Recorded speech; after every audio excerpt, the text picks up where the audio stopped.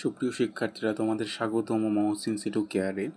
আজকে আমরা ক্লাস 9-10-এর অন্যতম একটি সুন্দর কবিতা নিয়ে আলোচনা করব। কবিতাটার নাম হচ্ছে টু মাদার্স রিমেম্বার, এবং এই কবিতাটি লিখেছেন জোয়ান স্নো ডানকান।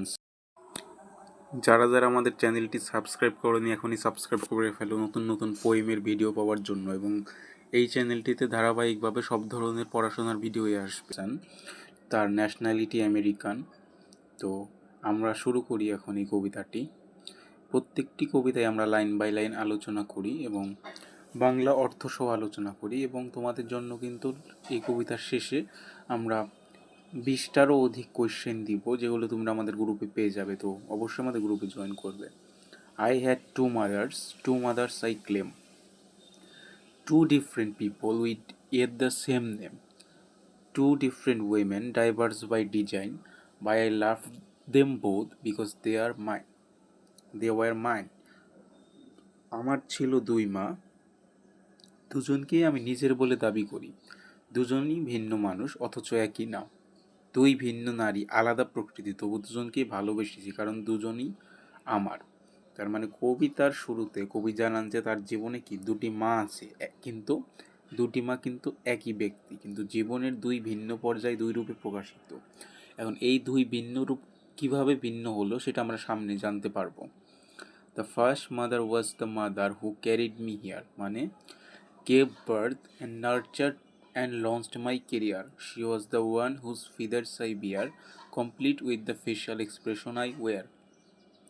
প্রথম মা ছিলেন যিনি আমাকে পৃথিবীতে এনেছিলেন, জন্ম দিয়েছিলেন, লালন পালন করেছেন এবং জীবনের পথ দেখিয়েছেন।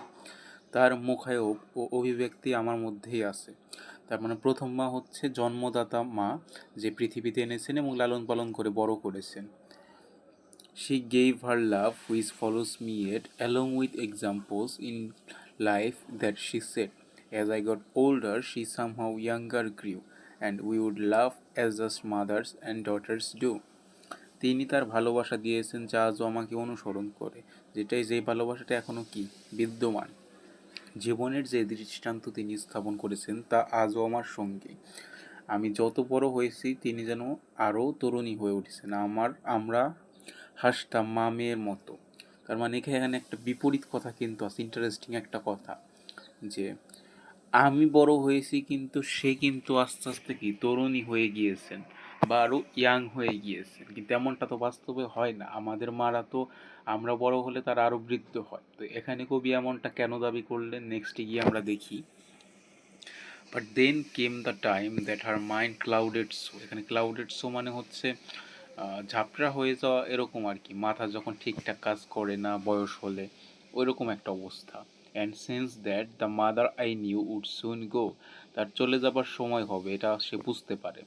So quickly she changed and turn into the other. এজন্য কি সে আর একটা যে রূপ আছে তার সেই রূপে চলে যায়। এই stranger dressed in the clothes of my mother, একজন অপরিচিত মানুষ যে কি আমার মায়ের পোশাক পরিহিত। এখানে কবি স্মৃতিভ্রংশ রোগে আক্রান্ত মায়ের রূপান্তর বর্ণনা করেছেন, যিনি প্রিয় মা হারিয়ে গেছে, তার জায়গায় যেন নতুন অপরিচিত এক মা এসেছে। Oh, she looked the same, at least at arm's length, but now she was the child and I was her strength. We would come full circle, we women three, my mother the first and the second and me. এখানে কিন্তু বেশ গুরুত্বপূর্ণ কিছু তথ্য দেওয়া হয়েছে। তো প্রথমেই বলেছেন যে তাকে দেখতে তো আমার মায়ের মতোই লাগে, কিন্তু তিনি এখন হচ্ছে শিশু হয়ে, আমি তার শক্তি, এবং যে ফুল সার্কেল বলতে একটা বৃত্তাকার, এই যে বড় হওয়া ছোট হওয়ার যে একটা ঘূর্ণি এটা চলছে, সেই সার্কেলটা বুঝিয়েছে।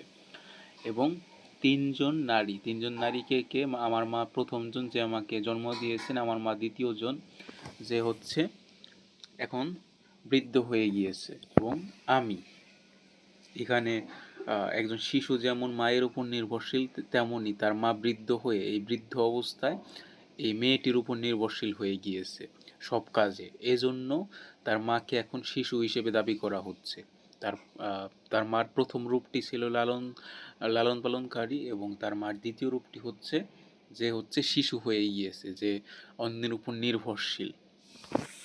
And if my own children should come to a day when a new mother comes and the world goes away, I would ask of them nothing that I didn't do. Love both of your mothers as both have loved you.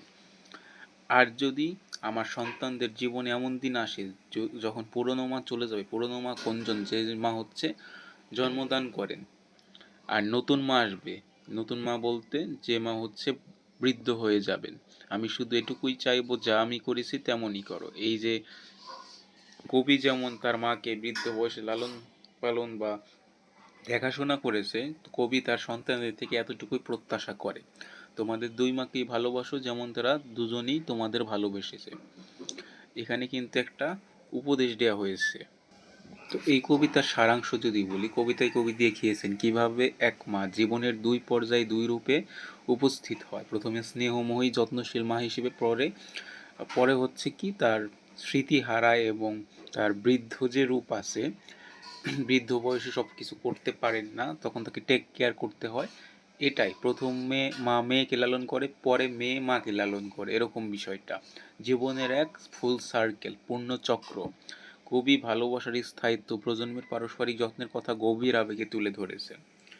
তো এখন খুব গুরুত্বপূর্ণ থিমগুলি আমরা আলোচনা করব কবিতার। মাতৃত্ব ও ভালোবাসা। তো এই কবিতার মূল বিষয়বস্তুর মধ্যে ছিল কি? মাতৃত্ব। মাতৃত্ব ধারণ করে মাকে ভালোবাসা, সেটা কিন্তু কেন্দ্রবিন্দু রয়েছে। এরপরে জীবনের চক্র ও পরিবর্তন। জীবনের চক্র বলতে এই যে আমাদের জীবনের ছোট থেকে বেড়ে ওঠা এবং বৃদ্ধ বয়সে এসে আবার শিশুতে রূপান্তরিত হওয়া, এটাই। তৃতীয়ত রয়েছে মানবিক সহানুভূতি ও দায়িত্ব। কবি মানবিক দায়িত্বের কথা স্মরণ করিয়ে দেন যে সন্তান যেন তার মানবিক পরিচয় দেয়। মা যেমন আমাদের জন্য কষ্ট করেছেন বিনা স্বার্থে, আমরা যেন সেই পরিচয়টা দিতে পারি। এখন আমরা বেশ কিছু গুরুত্বপূর্ণ কোয়েশ্চেন আলোচনা করব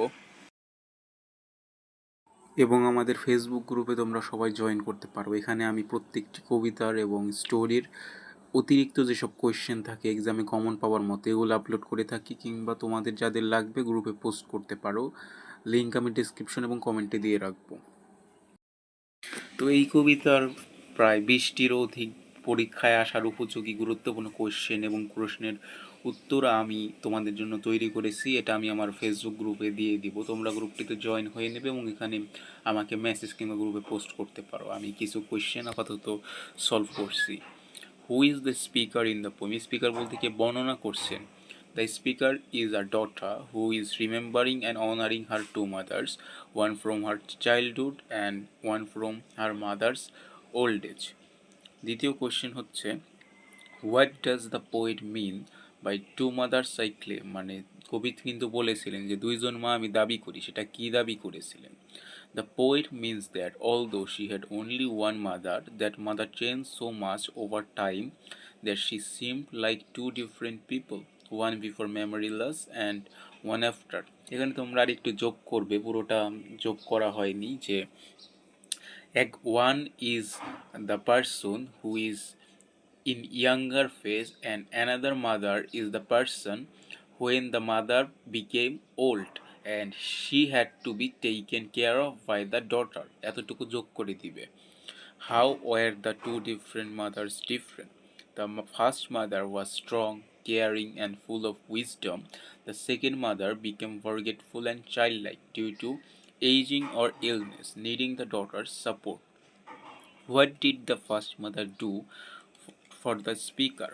তার মানে প্রথম মা স্পিকারের জন্য কি করলেন? The first mother gave birth, raised her with love, taught life lesson and set a good example for the speaker to follow. How did the relation between mother and the daughter change over time? তার মানে তাদের মধ্যে যে সম্পর্কটা ছিল এটা কিভাবে সময়ের সাথে চেঞ্জ হয়ে গেল। At first the mother cared for the daughter, but in old age the roles reversed. Reversed মানে কি? Reversed মানে হচ্ছে পুরোপুরি বদলে যাওয়া। The daughter began to take care for her mother like a child. What does the speaker mean by we would come full circle? It means life had changed their roles. The mothers become like a child and the daughter become the one who gave strength and care just like the mother once did. তার মানে ফুল circle মানে কি? যে আমরা পূর্ণ চক্র, যে একটা বৃত্ত থেকে ঘুরে ঘুরে কিন্তু একদম শুরু থেকেই চলে আসবে।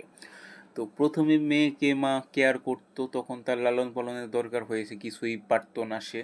কিন্তু উইদিন টাইম, যেভাবে টাইম অতিবাহিত হয়েছে, মায়ের কিন্তু সেই সহযোগিতাটা দরকার হয়েছে, মেয়ের তখন দরকার হয়নি। Why does the speaker say her mother grew younger? As the speaker mature মানে পরিপক্ক হওয়া, their bond grew closer and the mother seemed happier, more playful, like a friend rather than a parent. What caused the mother to change? The mother minds became clouded, likely from dementia or memory loss. এটা তোমরা যেটা আমি বললাম যে edit করে দিবে, এটার মধ্যে এডিট করে অ্যাড করবা হচ্ছে যে এজিংয়ের যে বিষয়টা, মানে বয়স হওয়ার যে বিষয়টা, বয়স হওয়ার কারণে তার স্মৃতিশক্তিতেও কিন্তু এটা প্রভাবিত করে, ওইটা অপশনাল বিষয়। How does the poet describe the second mother? The second mother was a stranger in her mother's clothes, physically the same but mentally different, forgetful and dependent. How does the poet show acceptance of the change? Instead of rejecting the second mother, the poet loved her same, offering care and support with kindness and patience. তো আমি বাকি প্রশ্নগুলি আমার Facebook গ্রুপে দিয়ে দেবো, তোমরা join করে এখানে আমাকে মেসেজ করতে পারো কিংবা পোস্ট করতে পারো, আমি দিয়ে দিব। এবং এখানে কিন্তু পোস্ট করেছি আমি, কার কোনটা লাগবে কমেন্ট করো। So that's for today. আমার পরিচয়টা আমি একটু দিয়ে দেই। আমি শেখ মহসিন, পড়াশোনা করছি ইংলিশ ডিপার্টমেন্টের, জগন্নাথ ইউনিভার্সিটি ঢাকা, অনার্স করতেছি এখানে। তো আমার সোশ্যাল মিডিয়ার লিঙ্ক আমি দিয়ে দেবো ডেসক্রিপশনে। যদি কারো কোনো পার্সোনাল কোনো কোয়েশ্চেন থাকে, you can reach me out. এবং আমাদের গ্রুপে অবশ্যই জয়েন করবে। বিস্তারিত অন্যান্য বিষয়ে যদি তোমার কোনো কোয়েশ্চেন থাকে কিংবা তোমার যদি কোনো অনুরোধ থাকে যে কোনো বিষয় ভিডিওর, সেটা তোমরা অবশ্যই আমার গ্রুপে জানাতে পারো কিংবা কমেন্টে জানাতে পারো। এবং এই কবিতাটির অবশ্যই তোমার ফ্রেন্ডদের সঙ্গে শেয়ার করে দেবে। এবং make sure you subscribe the channel and hit the notification bell for further update. এবং আমি ধীরে ধীরে সবগুলি কবিতাই কিন্তু দিয়ে দিব, তাই ওগুলো যাতে তোমার মিস না হয় অবশ্যই সাবস্ক্রাইব করে ফেলো চ্যানেলটি এখনই।